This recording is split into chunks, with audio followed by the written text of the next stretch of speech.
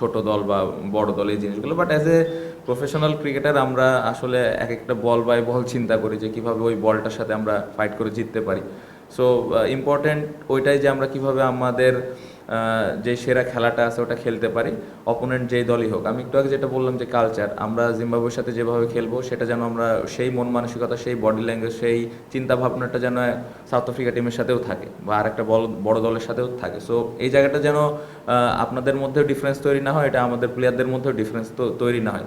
So আমি মনে করি যে আমাদের প্লেয়ারদের মধ্যে এরকম ডিফারেন্স নাই যে ছোট দলের সাথে খেলতেছি বা এখন বড় দলের সাথে খেলতেছি। ইমপ্রুভমেন্টের জায়গা আছে, বাট আমার মনে হয় যে এই জায়গাটা থেকে আমরা খুব ভালোভাবে ওভারকাম করতে পারবো। ঢাকা বলে যাদের নারায়ণগঞ্জ জয়দেবপুর পাঠিয়ে দেওয়া হয়েছিল, তারা দলে দলে ফিরছে বিমানবন্দর সংলগ্ন আশিয়ান সিটিতে। No tension. ব্যাটিং ভালো হচ্ছে না, এটা তো সত্য, বাট আমার মনে হয় যে পেছনের দিকে আসলে খুব বেশি এখন না তাকায় যে ভুলগুলো ছিল ওই ভুলগুলো নিয়ে আমরা কাজ করেছি।